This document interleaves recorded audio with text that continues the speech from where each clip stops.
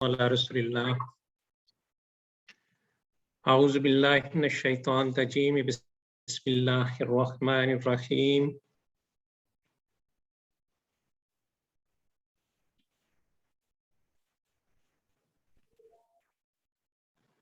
قال الله تعالى في سورة البقرة وإذ قال ربك للملائكة إني جاعل في الأرض خليفة اس طرح اس وقت تصور کرو جب تمہارے رب نے فرشتوں سے کہا تھا کہ میں زمین میں ایک خلیفہ بنانے والا ہوں۔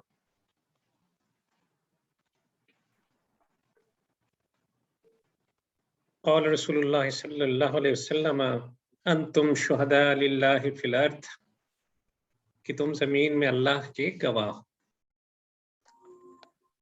رب اشرح لی صدری ویسر لی امری واحلل عقدۃ من لسانی یفقہوا قولی۔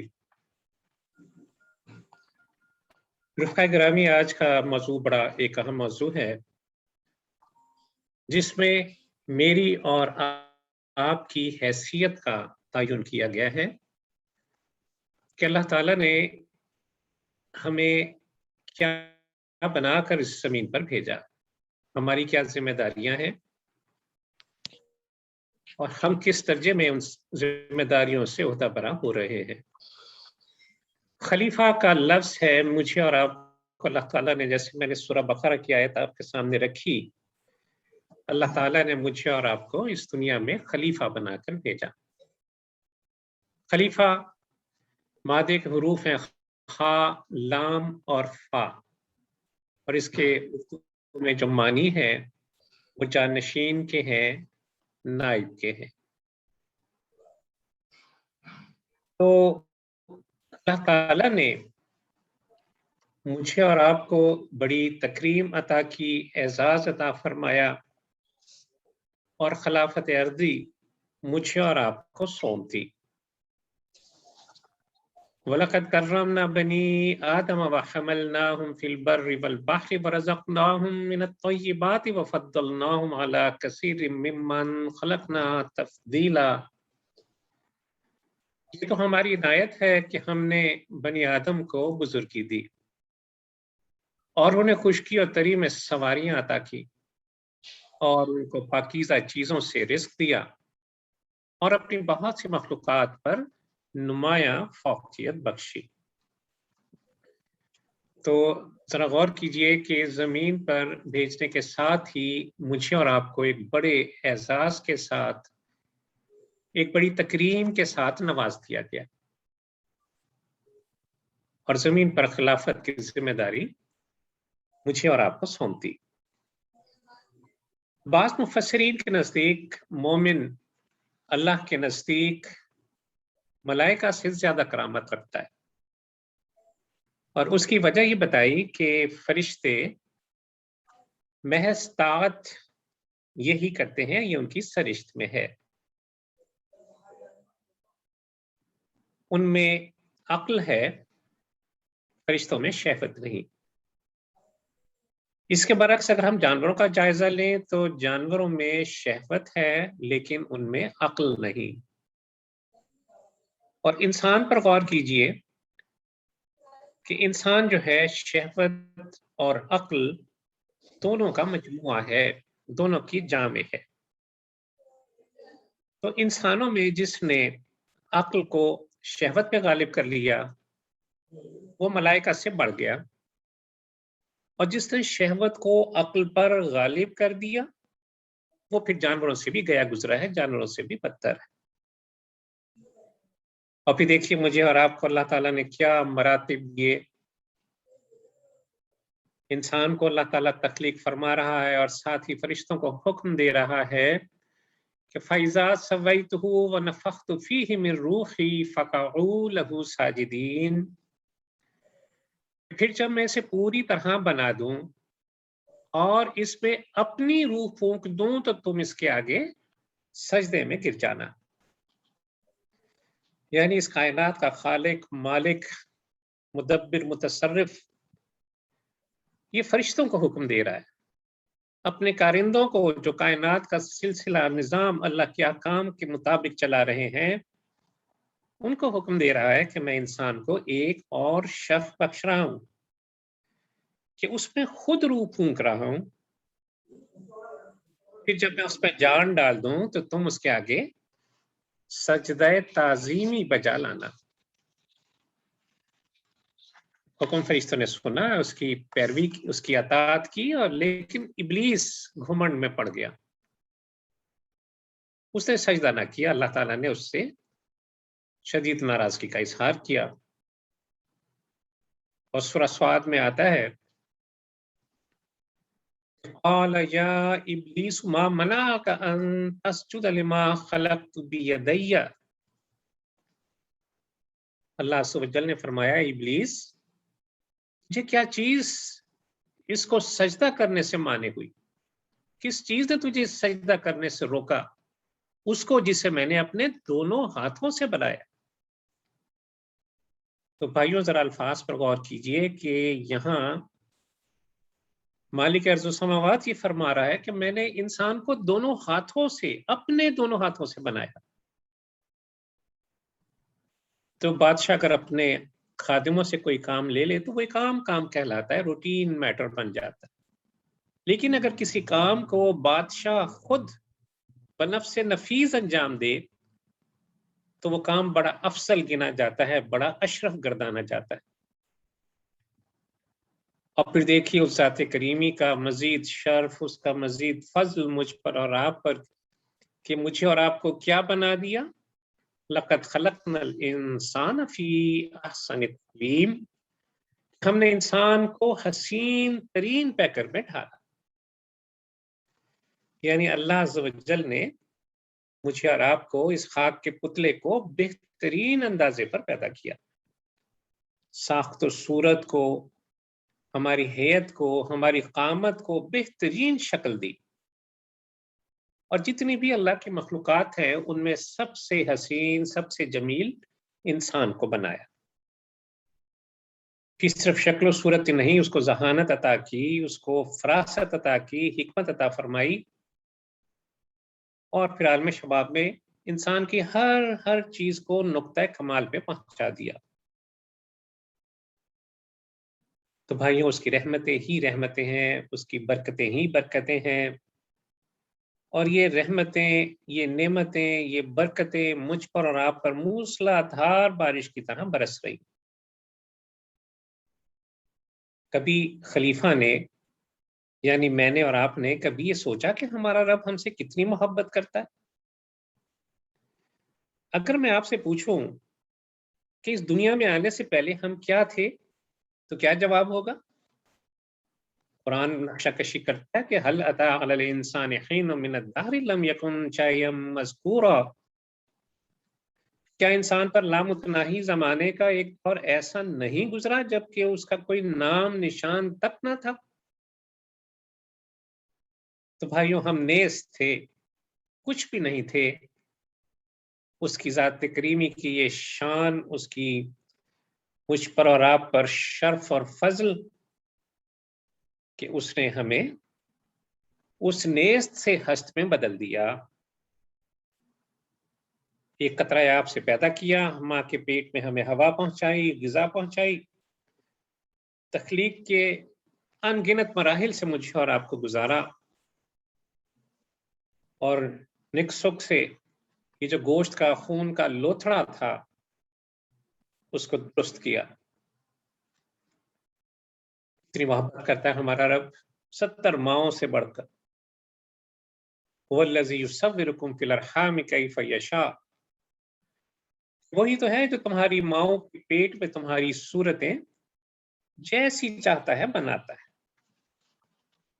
تو یہ اس کی شان کریمی ہے کہ کس طرح اس نے مجھے اور آپ کو ہر متناسب اعضاء کے ساتھ پیدا کیا، اور پھر دیکھیے صرف پیدا نہیں کیا، اس کیا کیا نعمتیں ساتھ لے کر ہم اس دنیا میں آئے، کہ بصارت دی، سماعت دی، عقل و شعور عطا فرمایا۔ میں اور آپ دیکھ بھی سکتے ہیں، سن بھی سکتے ہیں، سوچ سمجھ اور فکر بھی کر سکتے ہیں، تدبر کر سکتے ہیں، کہ وَجَعَلَ لَكُمُ السَّمْعَ وَالْأَبْصَارَ وَالْأَفْئِدَةَ لَعَلَّكُمْ تَشْكُرُونَ۔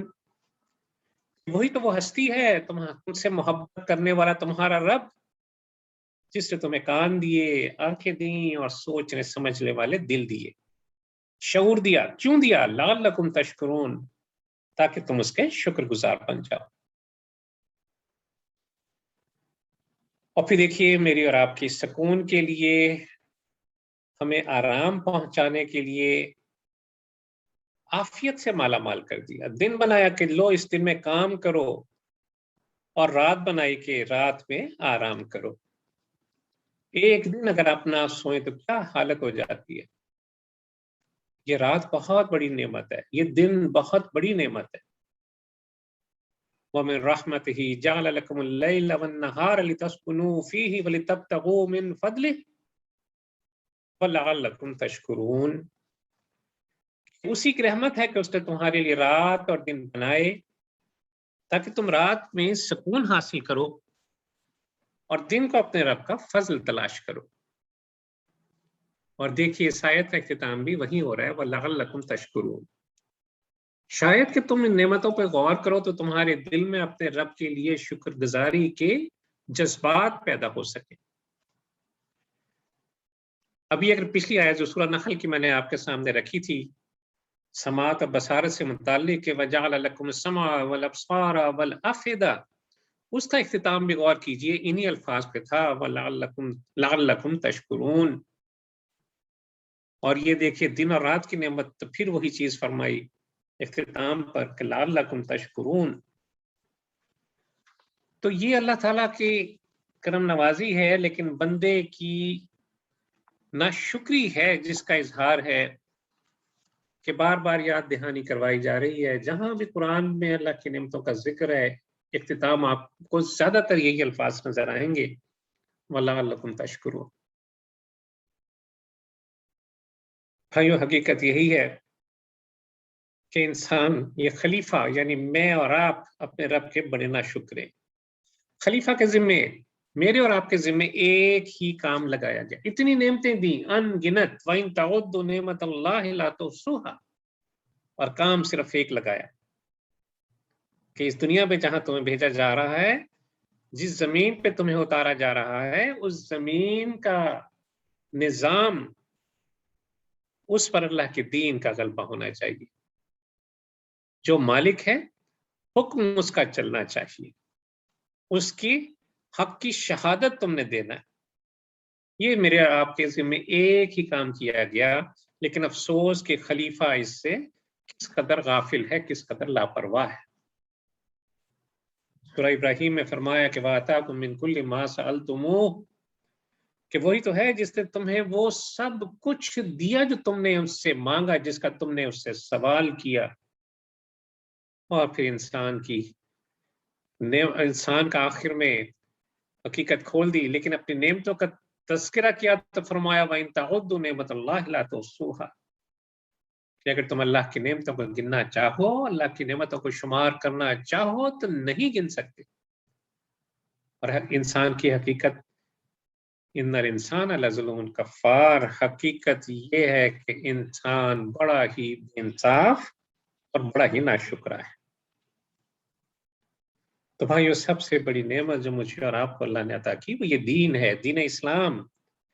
سب سے بڑی نعمت یہ اللہ کا دین، اور یہ چیز کی علامت ہے کہ آپ کا رب آپ سے کس قدر محبت کرتا ہے۔ غور کیجئے اگر وہ آپ سے محبت نہ کرتا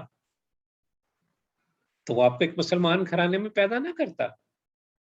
آپ اپنے نام پہ غور کیجئے، آپ کا نام اسلامی ہے، آپ کی شناخت اسلامی ہے، اسی نے آپ کو اسلامی علامت سے ممیز کیا، اسی نے آپ کو مسلمان گھرانے میں پیدا کیا۔ تو مجھے اور آپ کو اپنے مسلمان بننے میں کوئی ذاتی کوشش کا کوئی دخل نظر نہیں آتا۔ بھائیوں غور کیجئے، یہ بھی تو ممکن تھا نا کہ اللہ مجھے اور آپ کو کسی کافر گھرانے میں پیدا کر دیتا، اور خدا نہ خواستہ ہماری موت بھی حالت کفر پر ہوتی تو کیا ہوتا؟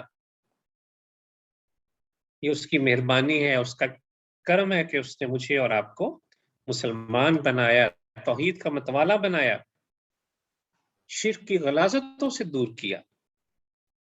اب ذرا سوچئے، جواب دیجئے کہ یہ محبت کیا تقاضا کرتی ہے، وہ رب کس قدر محبت کرتا ہے، بہت محبت کرتا ہے. اور اس کا مطالبہ یہ ہے کہ ہم بھی اپنے محب کو، اس محبت کا نتیجہ یہ ہے، مطالبہ یہ ہے کہ ہم بھی اپنے محب کو ٹوٹ کر چاہیں، اس کے لیے اپنا تن من دھن سب کچھ قربان کرنے کے لیے تیار ہیں. اور وہی بات دوبارہ میں دہراؤں گا کہ مطالبہ صرف اور صرف ایک ہے، صرف ایک، کہ میری زمین پر میرے دین کے غلبے کے لیے کام کروں.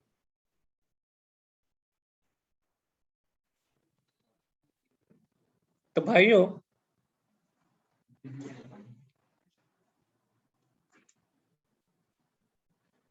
بات ہو رہی تھی خلیفہ کی کہ خلیفہ کون ہے.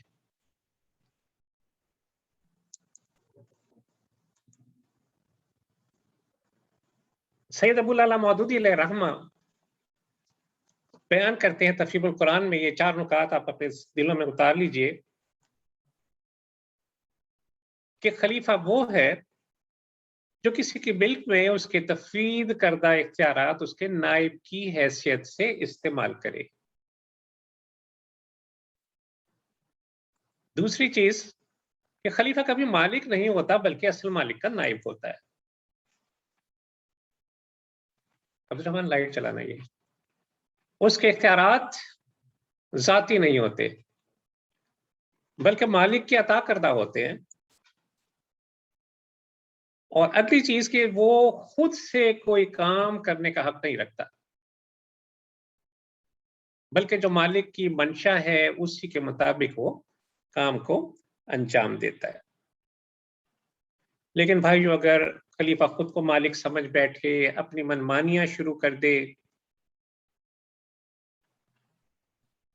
اختیارات کو منمانے طریقوں سے، اور پھر سب سے بڑھ کر یہ کہ جس مالک نے سب کچھ عطا کیا اس کو چھوڑ کر دوسروں کی پرستش پہ لگ جائے، تو پھر یہ سب غداری کے ہوں گے افعال، یہ سب کے سب بغاوت کے افعال ہوں گے. خلیفہ کی ذمہ داریوں پر ذرا ایک توجہ ڈالتے ہیں، ایک نظر ڈالتے ہیں کہ قرآن میں سورہ الانعام میں فرمایا کہ وَهُوَ الَّذِي جَعَلَكُمْ خَلَائِفَ الْأَرْضِ وَرَفَعَ بَعْضَكُمْ فَوْقَ بَعْضٍ دَرَجَاتٍ لِيَبْلُوَكُمْ فِي مَا آتَاكُمْ إِنَّ رَبَّكَ سَرِيعُ الْعِقَابِ وَإِنَّهُ لَغَفُورٌ رَحِيمٌ. کہ وہی ہے جس نے تم کو زمین کا خلیفہ بنایا اور تم میں سے بعض کے مقابلے میں زیادہ بلند درجات دیے، تاکہ جو کچھ کو دیا ہے اس میں تمہاری آزمائش کرے. بے شک تمہارا رب سزا دینے میں بھی بہت تیز ہے اور درگزر کرنے اور رحم فرمانے والا بھی ہے. تو سید مودودی علیہ رحمہ اس آیت کی تفسیر میں 3 بڑی حقیقتیں بیان کرتے ہیں. پہلی چیز تو وہ یہ فرماتے ہیں کہ میں اور آپ، ہم سب انسان زمین میں اللہ کے خلیفہ ہیں. دوسری چیز کہ ان کے مراتب میں فرق ہے، کسی کی امانت کا دائرہ وسیع ہے، کسی کی امانت کا دائرہ محدود ہے، کسی کو تصرف اختیارات زیادہ دیے ہیں، کسی کو کارکردگی کی قوت زیادہ دی ہے. تو یہ سارے فرق جو ہیں وہ مراتب کے انسانوں میں موجود ہیں. اور تیسرا نقطہ جو ہے وہ یہ ہے کہ یہ سب کچھ جو دنیا میں مجھے اور آپ کو دیا گیا، یہ دراصل ایک امتحان کی شکل ہے.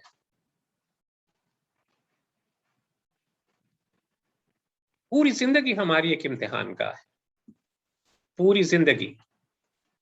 اور جو کچھ خدا نے دیا، جو سمجھ لیجئے کہ میں اور آپ جو ہیں ایک امتحان کی اس حالت میں ہیں.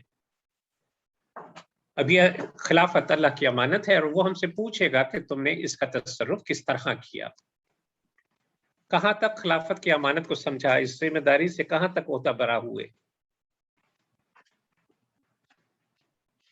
اور پھر جو صلاحیتیں دی ہیں، قابلیتیں دی ہیں مجھے اور آپ کو اس خلافت کی ادائیگی میں ہم نے ان کو کہاں تک ادا کیا، کہاں تک استعمال کیا۔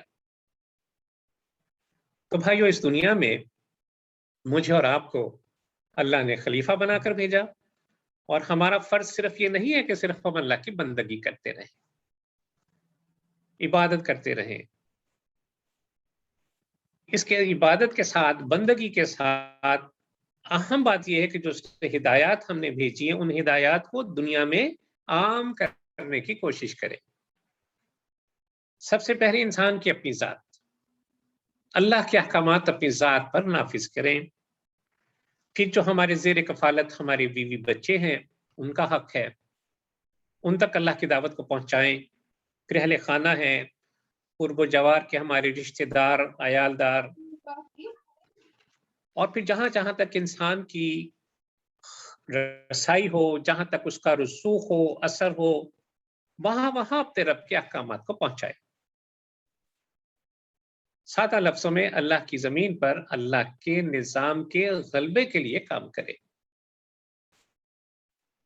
تو یہ ہے ایک خلیفہ کی ذمہ داری کہ وہ اس زمین پر اللہ کا نمائندہ ہے، اور اس نمائندے کو جو ذمہ داریاں سونپی گئی ہیں وہ ان ذمہ داریوں کی کما حقہ ادائیگی کی کوشش کرتا رہے۔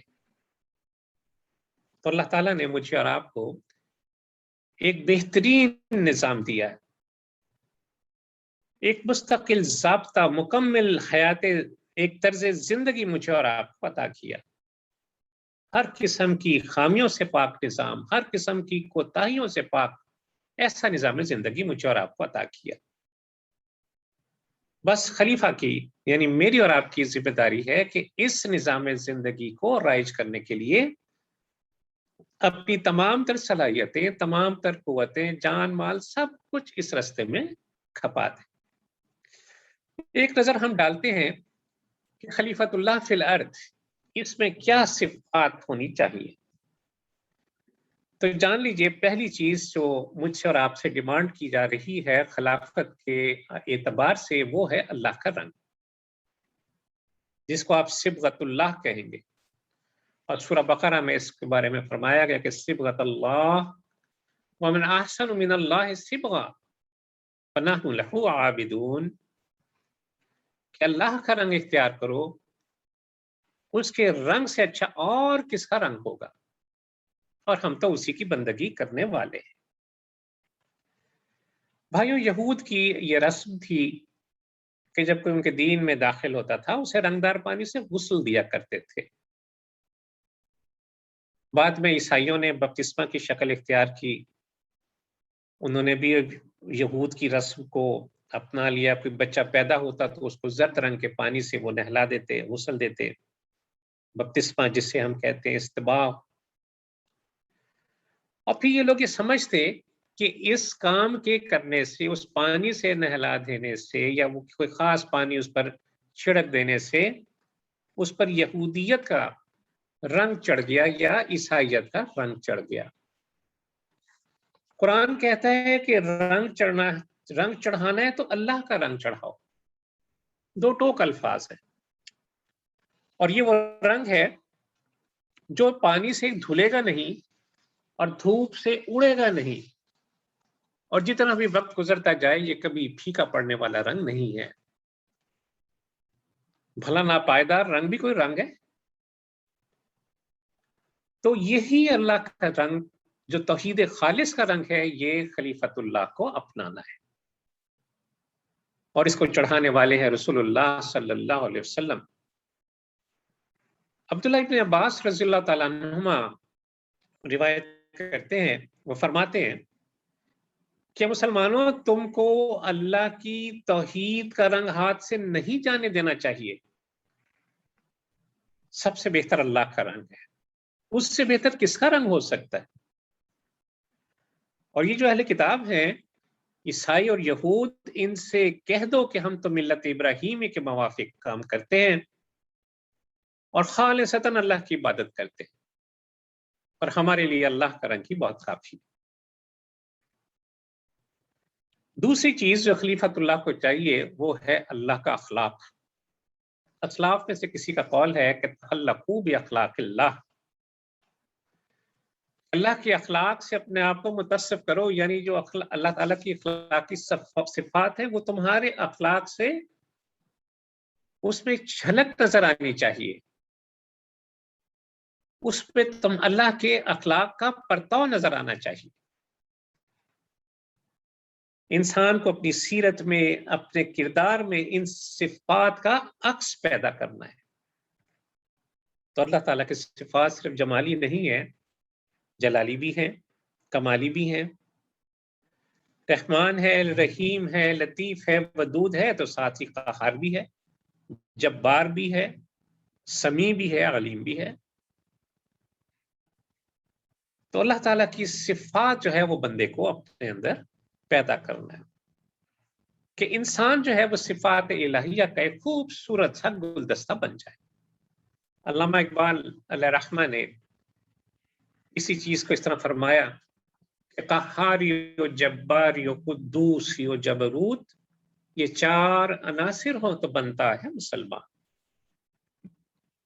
ذرا یہ رسول اللہ صلی اللہ علیہ وسلم کی شخصیت پر، ہمارے خلیفہ اعظم صلی اللہ علیہ وسلم، ان کی شخصیت کا ہم ایک جائزہ لیں۔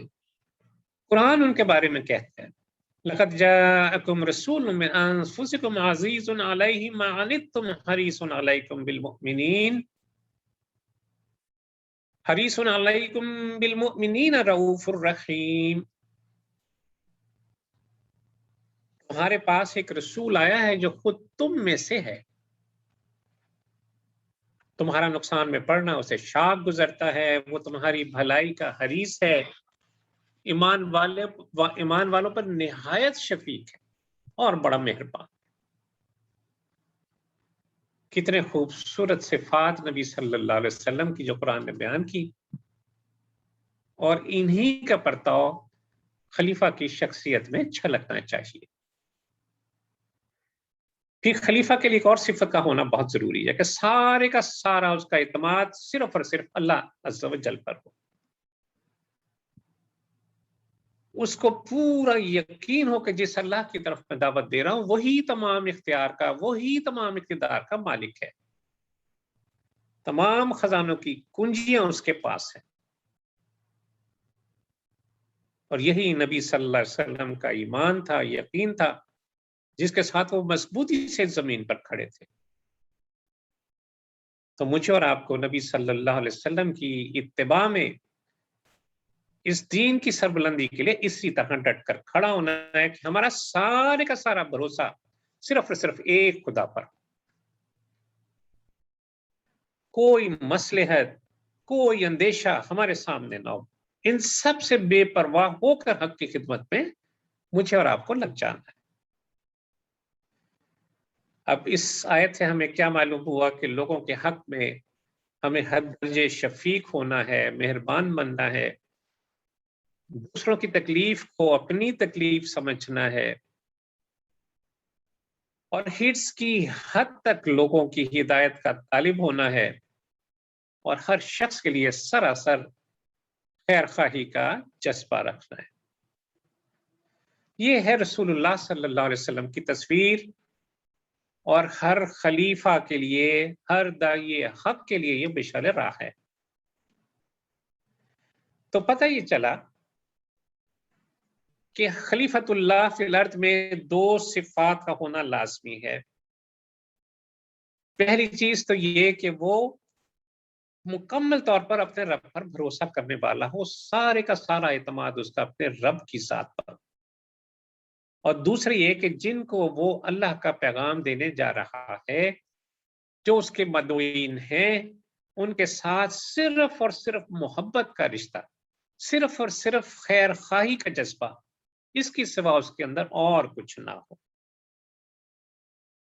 تو صحابہ کرام رضی اللہ تعالیٰ عنہم اجمعین، جن کو کہ رسول اللہ صلی اللہ علیہ وسلم کی بہترین تربیت کے زیر اثر تیار کیا گیا، ان کی ذمہ داری اپنی ذات تک محدود نہیں تھی، اپنے اہل و عیال تک محدود نہیں تھی، بلکہ ساری انسانیت تک وہ دین کا پیغام پہنچانے کے لیے اٹھ کھڑے ہوئے تھے۔ ساری انسانیت کو انہوں نے جہنم کی آگ سے بچانے کا بیڑا اٹھایا تھا۔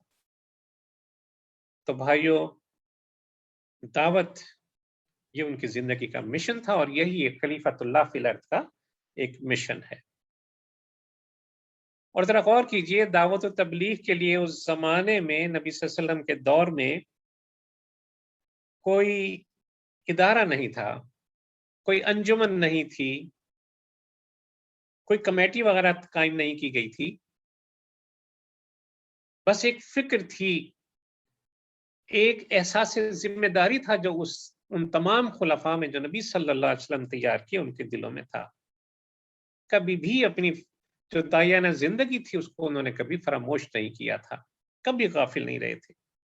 بس صرف اور صرف ایک فکر تھی کہ اللہ کے بندوں کو شرک اور کفر کے اندھیروں سے نکال کر اسلام کی روشنی میں لانا ہے، اور اسی فکر کو لے کر انہیں مدینہ منورہ اور مکہ مکرمہ کو چھوڑا اور دنیا کے کونے کونے میں پھیل گئے، اور ان کی بڑی اکثریت جو تھی وہ اسی کام میں ہی کرتے کرتے اپنے رب کے پاس پہنچ گئی، اور ایک بڑی تعداد جو ہے وہ اپنے گھروں کو واپس نہ پلٹی۔ تو رسول اللہ صلی اللہ علیہ وسلم کے اسوہ پر کس قدر وہ حریص تھے، کتنا اس کے لیے وہ فکر مند رہتے تھے۔ اور قرآن نبی صلی اللہ علیہ وسلم کی صفت بیان کرتا ہے، فَلَعَلَّكَ بَاخِعٌ نَفْسَكَ عَلَىٰ آثَارِهِمْ إِن لَّمْ يُؤْمِنُوا بِهَٰذَا الْحَدِيثِ أَسَفًا، کہ اچھا تو اے محمد صلی اللہ علیہ وسلم، شاید آپ اس غم میں اپنے آپ کو گھلا رہے ہیں، اپنی جان کو ہلاک کیے دے رہے ہیں کہ یہ اس تعلیم پر ایمان کیوں نہیں لاتے، یہ اسلام کو قبول کیوں نہیں کر لیتے۔ تو یہ جو صحابہ کرام تھے رضی اللہ تعالیٰ عنہم اجمعین، کس قدر ان میں یہ جذبہ بیدار تھا کہ انسانیت کو جہنم کی آگ سے بچانا ہے، اور یہی دعوت اور جہاد، ان دو چیزوں کو لے کر وہ ساری زندگی اس رستے پر چلتے رہے۔ تو بھائیو جان لیجئے کہ آپ اور میں خلیفۃ اللہ فی الارض ہیں، اور آپ کو کہا گیا ہے خیر امت، آپ خیر امت ہیں، اور یہ حکم اللہ کا مجھے اور آپ کو سنا دیا قرآن نے کہ کنتم خیر امت اخرجت للناس تأمرون بالمعروف وتنہون عن المنکر وتؤمنون باللہ، کہ مسلمانوں اب دنیا میں وہ بہترین گروہ تم ہو جسے انسانوں کی ہدایت اور رہنمائی کے لیے میدان میں اتارا گیا ہے۔ کرنے کے دو کام کہ تم نیکی کا حکم دیتے ہو، تأمرون بالمعروف، اور دوسرا کام وتنہون عن المنکر، اور برائیوں کو پنپنے سے روکتے ہو۔ اور تمہاری بنیاد کیا ہے؟ وتؤمنون باللہ، کہ تم اللہ پر ایمان رکھتے ہو۔ تو بھائیوں، آپ خیر امت ہیں، آپ خلیفۃ اللہ ہیں، آپ اللہ کی زمین پر اللہ کے دین کو پھیلانے والے، اس کے پیغام کو عام کرنے والے۔ تو مجھے اور آپ کو اس دین کو پھیلانا ہے، نیکی کے چلن کو عام کرنا ہے، اور برائیوں کو پنپنے سے روکنا ہے۔ سہل بن سعد رضی اللہ تعالیٰ عنہ سے روایت ہے، رسول اللہ صلی اللہ علیہ وسلم نے فرمایا، اور کس کو مخاطب کیا؟ علی رضی اللہ تعالیٰ عنہ، سیدنا علی رضی اللہ تعالیٰ عنہ، ان کو مخاطب کر کے نبی صلی اللہ علیہ وسلم نے فرمایا، فواللہ لَن يَهْدِيَ اللَّهُ بِكَ رَجُلًا وَاحِدًا خَيْرٌ لَكَ مِنْ حُمْرِ النَّعَمِ، کہ علی، خدا کی قسم اگر اللہ تیرے ذریعے سے ایک آدمی کو بھی ہدایت دے دے تو یہ تیرے لیے سرخ اونٹوں سے کہیں بہتر ہے۔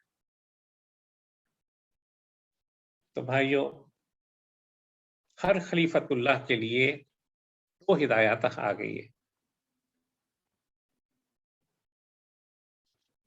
پہلی چیز تو یہ کہ بلغوا عنی ولو آیہ، نبی صلی اللہ علیہ وسلم کا فرمان ہے کہ اگر تمہیں میری طرف سے ایک حدیث بھی پہنچ گئی، ایک بات بھی پہنچ گئی، ایک حکم پہنچ گیا، قرآن کی ایک آیت پہنچ گئی، بلغو، اب اس کو پھیلاؤ، اس کا ابلاغ کرو۔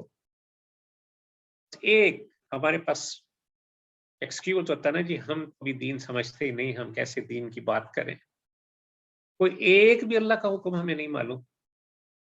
اگر ایک بھی معلوم ہے تو بلغو، اگر تمہیں ایک بھی حکم ہے اب اس کو لے جاؤ اور لوگوں تک پہنچاؤ۔ اور دوسری بات، نبی صلی اللہ علیہ وسلم نے حجۃ الوداع کے موقع فرمائی دوسری ہدایت، अला हल बलगतु, क्या मैंने तुम तक पहुंचा दिया अल्लाह का पैगाम? लोगों ने कहा नाम। नबी सल्लल्लाहु अलैहि वसल्लम फिर उंगली खड़ी की, क़ाल अल्लाहुम्मा अशहद, अल्लाहुम्मा अशहद, अल्लाहुम्मा अशहद। और फिर मुझे और आपको हिदायत दी, फलयुबल्लिगु शाहिदुल गायब, जो जो यहाँ मौजूद हैं अब उनकी जिम्मेदारी है कि उनको बात पहुंचाएं जो यहाँ मौजूद नहीं है। तो मुझे और आपको इन दो हिदायतों पर अमल करना है कि जितना भी दीन आप तक पहुंच गया आप दूसरों को बताइए, और नबी सल्लल्लाहु अलैहि वसल्लम की बात हर उस शख्स तक पहुंचाइए जिस तक वो अभी तक नहीं पहुंची। एक और एहसास जो हम अपने साथ रखना है वो है अल्लाह की मायत का एहसास। अल्लाह आपके साथ है, ये बड़ी अहम बात है। अल्लाह की जात पर आपका कामिल एतमाद हो, अल्लाह की जात पर आपका ये एहसास कि वो हर लम्हे हर आन जब मैं दीन का काम कर रहा हूं अपने इल्म की बिना पर, अपने कुदरत की बिना पर मेरे साथ है। जब ऐसा एहसास होगा तो खलीफतुल्लाह फिल अर्द किसी से खौफ नहीं खाएगा, किसी से डरेगा नहीं, बेधड़क सही और सच्ची बात लोगों के सामने रख देगा। तो दाई को यकीन होना चाहिए, खलीफा को यकीन होना चाहिए कि अल्लाह ताला उसके साथ है।